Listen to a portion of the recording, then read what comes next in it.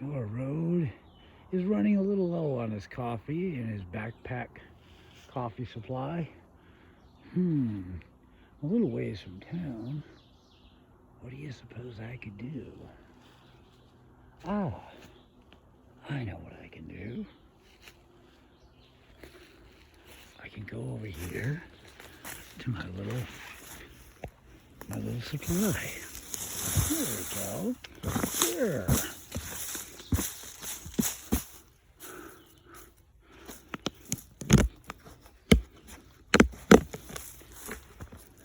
Ah, yeah, here we go. Got some coffee.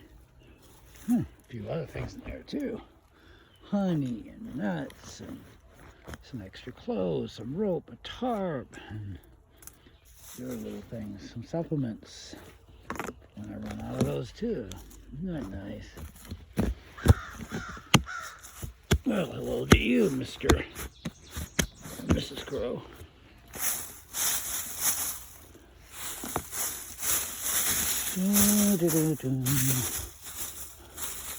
All right. Oh, rose root. Well, I just showed a little bit of a cool way to live, I guess. How real preparation in the real world could work, even if you're poor and you don't have a bunker. You don't have a lot of money to invest in some kind of a end of the world, I don't know, bunch of food supplies. I mean, you could do this. Those 5-gallon buckets work good. They don't gain any moisture in it, and as long as nobody directly steps on it or finds it, then it'll be there. I've got buckets that are buried over 2 years now. Anyway, Noah Road's just sitting here in the general vicinity of where I'm camping, a little ways away, walking through the woods, and I'm always, spend a little time in the morning, deep in reflection. I go over where I was, go through where I've been, and I see where I'm at now. And I always want to measure where I'm at now against where I was. And I want to see the miracle, and not just nature. I want to see the miracle of divine intervention throughout that journey. And that, indeed, I do. Which I'm not going to bother going into right now, because it could be a little bit of a long video. And I do like to be deliberately a little spiritually vague for reasons that I'll keep to myself at the moment. But one thing I've learned on this journey is that, and one thing I'm really beginning to work on is, as the road gets very crowded in this world that we live in, using the road as a sort of mental imagery. I mean that figuratively. And the road becomes kind of crowded. It becomes easy to be annoyed by everybody. And, I'm somebody who's really, really aware of a lot of subtle things, So it can become difficult to deal with other people that I know don't mean me any real good. So I'm starting to get to the point in my journey where I'm really saying that I have to honor where people are at on their journey. And I do trust that even people that are not very good for me to be around, are kind of toxic, people, I don't believe that they are waking up and saying, I want to be the worst version of myself, and I want to be a toxic presence in somebody else's world,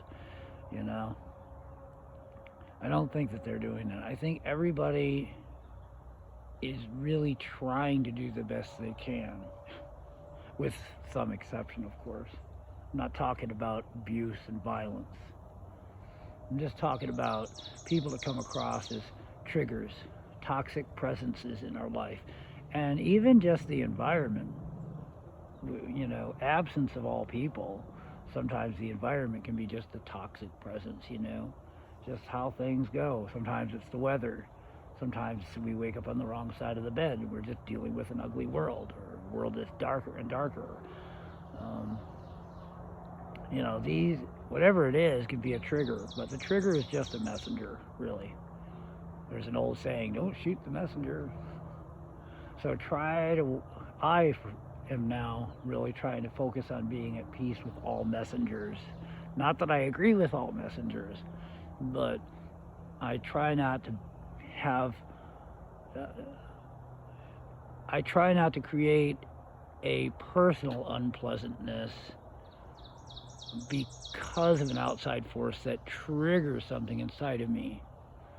I don't want to say, I want to get away from this particular person or remove this particular person out of my life because they make me the worst version of myself.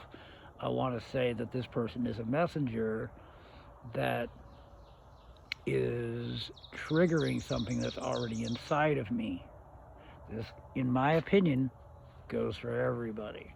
So if you're being triggered by somebody, or you're being triggered by events, or you're waking up on the wrong side of the bed and find yourself in a mood because of the unpleasant environment of the world that becomes more and more crowded, then it is just a messenger that is triggering a personal unpleasantness inside of you that's already there.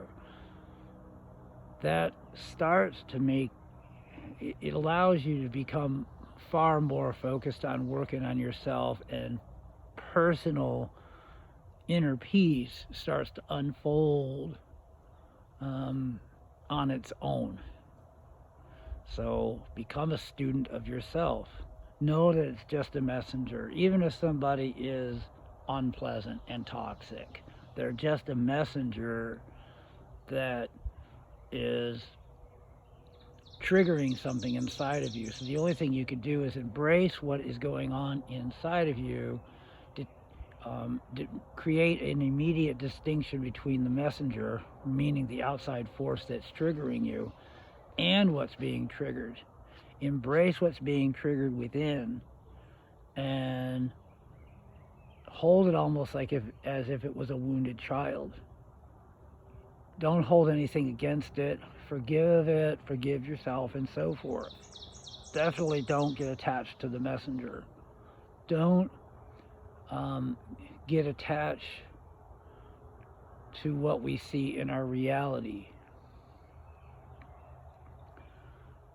Just focus in on what's being triggered. Embrace it for a minute. Take a breath. Just create the immediate distinction between the outside forces that's triggering it and what indeed is being triggered. And then say, okay, what does this moment have to teach me? And what is this feeling, this toxic feeling that's making me become the worst version of myself? What does that have to teach me? What does the worst version of myself being triggered out of me have to teach? You're becoming a student of yourself. When the student is ready, the teacher will arrive. And the teacher, in this case, is the wounds that are unhealed, the unresolved personality issues and disorders or character flaws inside of yourself. What keeps those issues unresolved is us trying to justify our resentment or justify the reason that we have these things, and then point to the outside forces that trigger us and say, you're a toxic presence, or that's a toxic presence. I need to remove it and remove you out of my life, and then I can be the best version of myself. But when this person or that person or this situation, or when I wake up over here instead of over there, then I suddenly become the worst version of myself, and I don't want that, so I'll just remove these toxic presences out of my life. That's what we don't want to do. We're justifying it. So we don't want to justify it. We just want to go within, create the distinction of the outside forces that trigger us, and see it as just a messenger. I'm not talking about physical abuse or crime, you know what I mean? I'm just talking about toxic presences. We got to focus in on what is being triggered and realize that that is already in us. It's something that has been dormant inside of us, and it's only being triggered or mirrored by the outside force. That's what we need to embrace. That is truly when we become a student of ourselves, and we can become at peace with other people, even if we can't agree with them.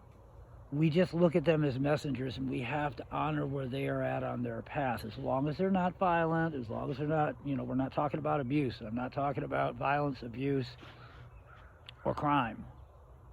I'm just talking about toxic unpleasantnesses that come in the form of people and moods and attitudes and, demeaning little cut downs and digs and stuff. I'm just talking about that. These are just messengers. Environments can be a messenger.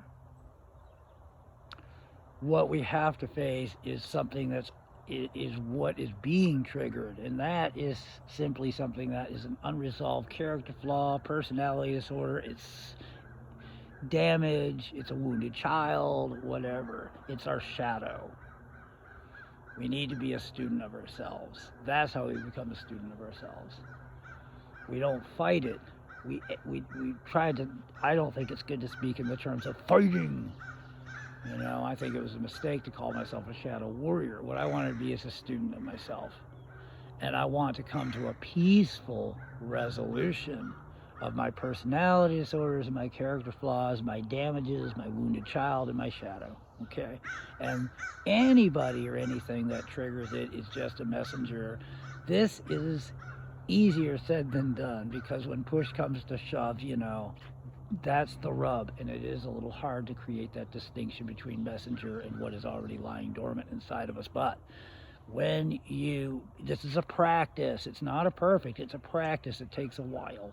That's what you work on, and then you'll start seeing these flaws that justify, this perpetuates this behavior inside of us, these reactions and these flaws and these personality disorders, which lead us into trouble, alcoholism, and fights, and all sorts of characteristics that are going to do us nothing but harm. We'll see that they'll start falling away, and we'll start noticing, yes, the triggers are always going to be there for the rest of our lives, but these triggers become lighter and lighter and easier to deal with, and we can be at peace with them. We might not be able to function at our best in an unpleasant environment, that's true, but we can always be at peace. Okay? Well, with that said, and with the a little preparation advice, stay prepared. You can be homeless and still prepare. And with these 5-gallon buckets, I also recommend that. But anyways, hey, that's Noel Rhodes, little morning reflection. Wake up and focus on gratitude. Amen. Noel Rhodes, over and out for now.